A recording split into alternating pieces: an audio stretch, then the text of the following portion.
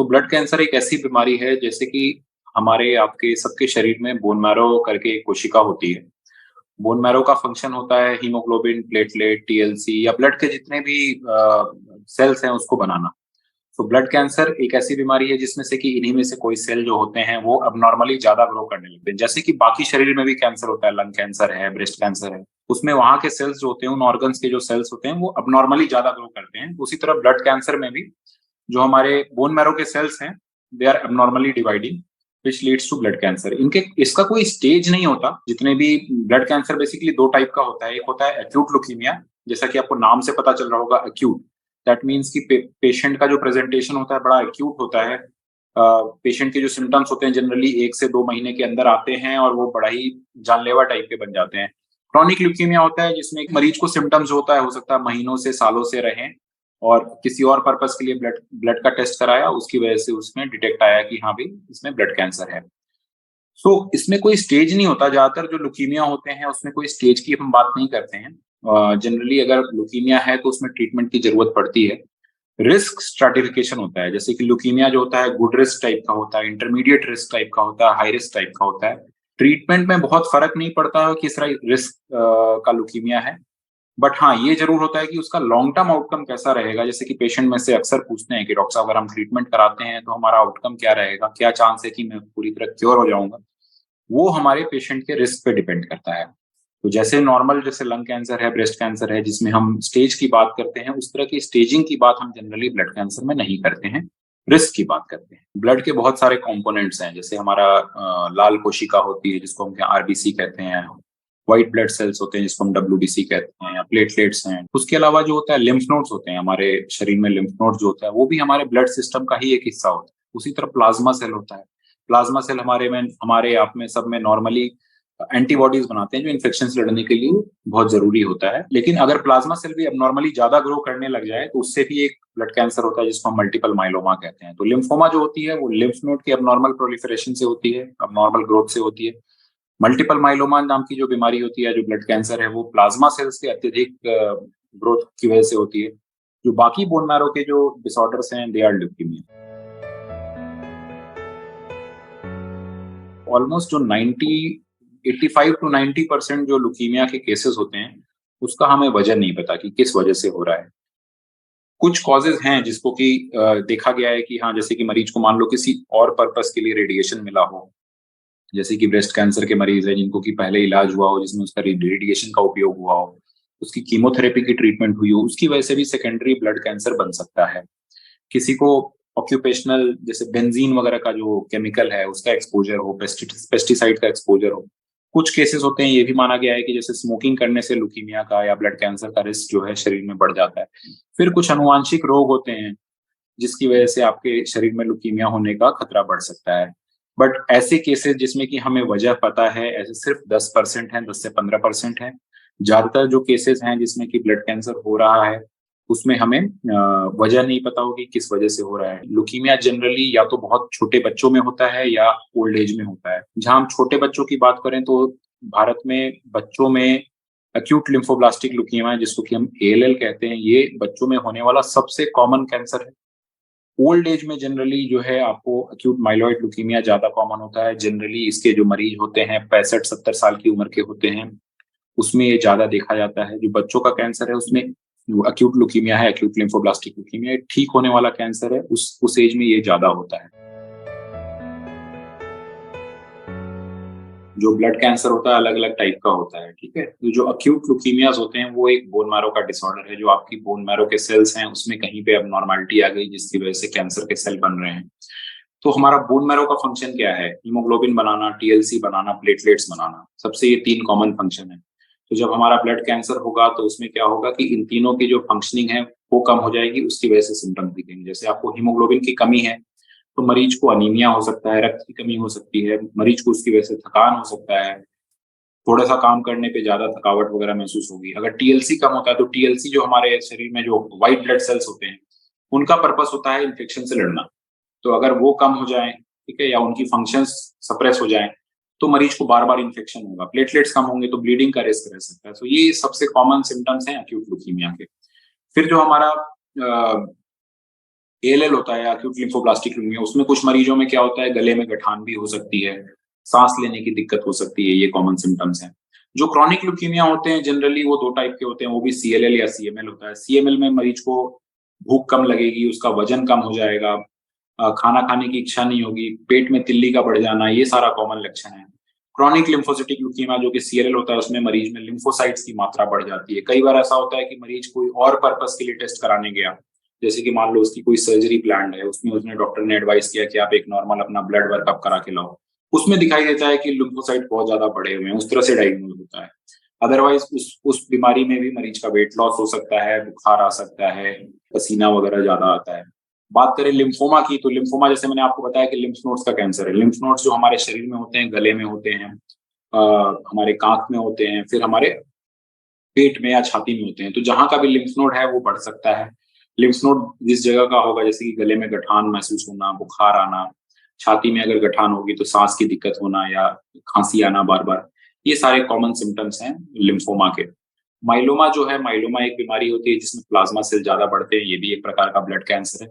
तो जो माइलोमा नाम की बीमारी होती है उसमें सबसे सबसे ज्यादा जो कॉमन सिम्टम्स होते हैं वो होते हैं because of the involvement of the bones. ये जो हमारे बोन्स को इफेक्ट करता है, जिसकी वजह से मरीज को किसी भी हड्डी में दर्द हो सकता है, काफी समय से बैक पेन हो सकता है, जिसकी वजह से हो सकता है वो किसी ऑर्थोपेडिशियन या किसी फिजियोथेरेपिस्ट की सलाह ले रही हो, और कुछ समय बाद उसका टेस्ट कराया जाता है, उसमें पता चलता है कि ये जो है एक प्रकार का ब्लड कैंसर है। कई मरीजों में क्या होता है, गुर्दे पे असर पड़ सकता है, जिससे कि उसके ब्लड वर्कअप कराने पे जो है गुर्दे के टेस्ट जो है वो अब नॉर्मल आए। किसी किसी में खून की कमी हो सकती है, तो खून की कमी से होने वाले जो सिम्टम्स होते हैं, थकावट होना, फटीग महसूस होना, काम करने की इच्छा ना करना, ये कॉमन सिम्टम्स होते हैं। सो ये सारे कॉमन सिम्टम्स हैं जो ब्लड कैंसर के हैं। अगर इस तरह के कोई भी सिम्टम्स होते हैं तो उसको इग्नोर नहीं करना है, किसी स्पेशलिस्ट से मिलना है, राय लेना है, वर्कअप कराना है और उसके हिसाब से आगे प्रोसीड करना है।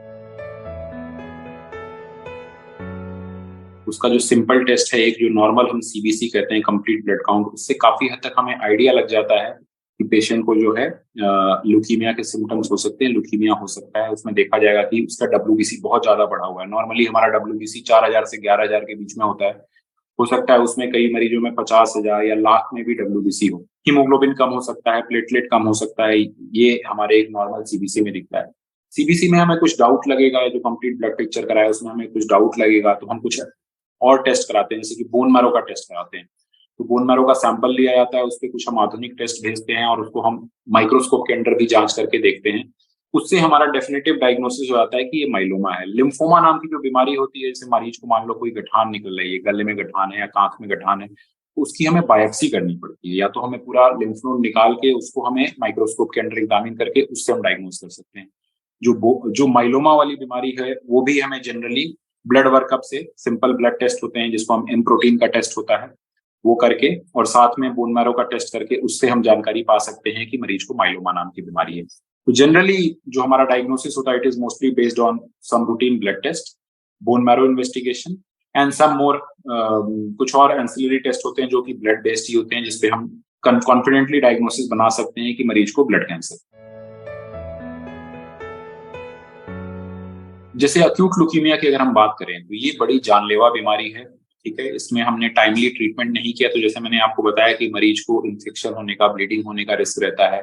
कोई क्रिटिकल ऑर्गन में ब्लीडिंग हो जाए, जैसे ब्रेन में ब्लीडिंग हो जाए, लंग्स में ब्लीडिंग हो जाए, तो ये जानलेवा भी हो सकता है, बहुत जल्दी जानलेवा हो सकता है। तो इसमें टाइमली डिटेक्ट करना, टाइमली आइडेंटिफाई करना, टाइमली रेफर करना अप्रोप्रिएट ट्रीटमेंट के लिए बहुत जरूरी होता है। क्योंकि अगर मैं बात करूं, आपको जान के हैरानी होगी कि जो बच्चों का लुकीमिया होता है, जो चाइल्डहुड लुकीमिया है, उसमें आज हमने साइंस ने इतनी तरक्की की है कि हम 95% से ज्यादा मरीजों को कंप्लीटली क्योर कर सकते हैं। क्योर का मतलब है कि we are able to completely cure him of the disease, he can live a completely normal life after his treatment has completed.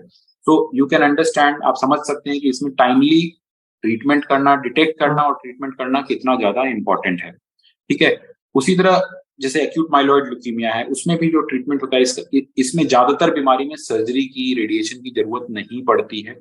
सिर्फ लिम्फोमा नाम की बीमारी है जिसमें आपको थोड़ा बहुत रेडिएशन का रोल है, बट ज्यादातर जो इसमें ट्रीटमेंट होता है ये कीमोथेरेपी से होता है। अगर हम बात करें एक्यूट लुकीमिया की, तो जो एएलएल करके बीमारी है, एक्यूट लिम्फोब्लास्टिक लुकीमिया, जनरली उसका पहला महीना का इलाज बहुत सख्त होता है। उसके बाद उसको फिर रिपीटेटिव और भी कीमोथेरेपी दी जाती है अगले 3-4 महीने के लिए, और उसके बाद उसका लगभग 1.5 साल तक ओरल कीमोथेरेपी वाला इलाज चलता है। तो जनरली इससे अगर बच्चे बच्चे हैं तो ऑलमोस्ट 90% से ज्यादा बच्चे इसकी ट्रीटमेंट से ठीक हो जाते हैं। जो एडल्ट्स हैं, जैसे कि मान लीजिए जिनकी उम्र 20 साल है, 25 साल है, उसमें जो एएलएल होता है उसका आउटकम उतना अच्छा नहीं होता है, बट फिर भी ऑलमोस्ट 60 से 70% मरीज जो होते हैं कंप्लीटली क्योर हो जाते हैं। अगर हम अक्यूट माइलॉइड ल्यूकीमिया की बात करें तो उसमें भी मरीज जो है कीमोथेरेपी से इलाज होता है। जनरली कुछ मरीजों को 1 महीने का इंडक्शन थेरेपी दिया जाता है, उसके बाद कुछ मरीजों में आप 3 साइकिल और कीमोथेरेपी देते हैं, या कुछ मरीजों में बोन मैरो ट्रांसप्लांट करते हैं इस बीमारी के लिए। इसमें भी अगर सही से इलाज हो, टाइमली इलाज हो, तो उसमें मरीज को क्योर होने की संभावना लगभग 50 से 60% है, डिपेंडिंग ऑन की कौन सा रिस्क का बीमारी है। मल्टीपल माइलोमा की बात करें तो जनरली ये जो बीमारी होती है ओल्ड एज में होती है। इसमें भी वीकली कीमोथेरेपी हम देते हैं लगभग 4 से 6 महीने तक, और उसके बाद अगर मरीज फिट रहता है तो उसको हम बोन मैरो ट्रांसप्लांट करते हैं। मल्टीपल माइलोमा आज की डेट में लाइलाज बीमारी है, कंप्लीटली जड़ से ठीक नहीं होती, but with treatment patient can live for 8 years, 10 years, 12 years also. They can live a good healthy life, अच्छी क्वालिटी ऑफ लाइफ व्यतीत कर सकते हैं पेशेंट। क्रॉनिक ल्यूकीमिया के भी, जो क्रॉनिक ल्यूकीमिया जैसे सीएमएल नाम की बीमारी है, शायद आप लोगों ने भी सुना होगा इसके बारे में। सीएमएल जो था आज से 20-25 साल पहले बहुत ही जानलेवा बीमारी थी। डायग्नोसिस होने के बाद मरीज को अगर बोन मैरो ट्रांसप्लांट नहीं मिला तो मरीज की जिंदगी 2 से 3 साल से ज्यादा नहीं होती थी। तो डिपेंड करता है कि मरीज को कौन सा ल्यूकीमिया है, कौन से टाइप का ब्लड कैंसर है, उसके हिसाब से हम उसका ट्रीटमेंट डिसाइड करते हैं। जो अक्यूट ल्यूकीमिया होता है उसमें जनरली ज्यादातर मरीज जब ट्रीटमेंट कंप्लीट हो जाता है तो उनके रिलैप्स की संभावना जो सबसे ज्यादा होती है पहले 2 साल में होती है। तो हम पहले 2 साल तक ऐसा होता है कि जब ट्रीटमेंट कंप्लीट हो गया तो हर 3 महीने पे हम पेशेंट को जनरली बुलाते हैं, उनका ब्लड टेस्ट कराते हैं, उनको फिजिकल एग्जामिनेशन वगैरह करके देखते हैं कि कोई परेशानी नहीं है, दिक्कत तो नहीं है, ठीक है। और जब एक बार 2 साल हो गया तो उनका हम फॉलो अप रिड्यूस कर देते हैं, मे बी 6 महीने में या साल में एक बार आके हमें दिखाते हैं। 5 साल 6 साल तक अगर मरीज ठीक रहता है तो जनरली उसके बाद हमें उनको फॉलो अप करने की जरूरत नहीं होती है। मान लो रेयरली कोई आगे प्रॉब्लम आती है तो उसके हिसाब से वो आगे हमसे मिल सकता है। बट यही जैसे मैंने आपको बताया कि जो रिलैप्स होने के चांसेस होते हैं पहले 2 साल में, ट्रीटमेंट कंप्लीट होने के 2 साल के बाद ज्यादा होते हैं। जैसे मैंने आपको बताया कि एएलएल का इलाज लगभग 2 साल चलता है। एएमएल वाली जो बीमारी होती है जिसको हम एक्यूट माइलॉइड ल्यूकीमिया कहते हैं, उसका इलाज 3 से 4 महीने चलता है। तो जैसे ट्रीटमेंट कंप्लीट हो जाता है तो हम पेशेंट को यही सलाह देते हैं कि आप बिल्कुल हेल्दी नॉर्मल लाइफस्टाइल लीड कीजिए। अगर आप बच्चे हैं, आप पढ़ाई कर सकते हैं, अपने अपने साथ वाले लोगों के साथ घुल मिल सकते हैं, खेल सकते हैं, एक बिल्कुल नॉर्मल जीवन व्यतीत कर सकते हैं। बट हाँ, बीच बीच में आके आपको कुछ चेकअप्स वगैरह कराने पड़ेंगे, डॉक्टर से मिलना पड़ेगा, ब्लड के टेस्ट वगैरह कराने पड़ेंगे, उसके हिसाब से हम फिर आगे का डिसाइड करें। ब्लड कैंसर के अलग अलग रिस्क कैटेगरी होते हैं। जो हाई रिस्क कैंसर होते हैं उसमें रिलैप्स होने की संभावना ज्यादा होती है, उनके बीमारी के रेमिशन में जाने की भी संभावना कम होती है, इसीलिए उनको हाई रिस्क बीमारी कही जाती है। बट अगर हम जैसे कि बात करें बच्चों का एएलएल है, उसमें 90% से ज्यादा क्योर होने की संभावना है। ज्यादातर मरीज रिस्पॉन्ड कर जाते हैं। 10%, 5 से 10% मरीज ऐसे हैं जो कि बाद में रिलैप्स कर सकते हैं। अगर हम एएमएल की बात करें तो एएमएल में भी जो गुड रिस्क वाले मरीज होते हैं लगभग 70 से 80% मरीज होते हैं कंप्लीटली क्योर हो जाते हैं उसी में। लेकिन अगर हम हाई रिस्क की बात करें तो ट्रीटमेंट, बोन मैरो ट्रांसप्लांट सब कुछ करने के बावजूद भी सिर्फ 30 से 40% मरीज होते हैं जो कि कंप्लीटली क्योर होते हैं, उनमें रिलैप्स की संभावना ज्यादा रहती है। सो यही यही है कि जो हमारे ब्लड कैंसर के पेशेंट्स हैं उसको जो हम अलग अलग रिस्क ग्रुप में बांट रहे हैं, उसका उसका उसका यही पर्पस है कि हम प्रेडिक्ट कर पाए कि कौन से मरीज हैं जिसमें कि रिलैप्स की संभावना थोड़ी ज्यादा होती है।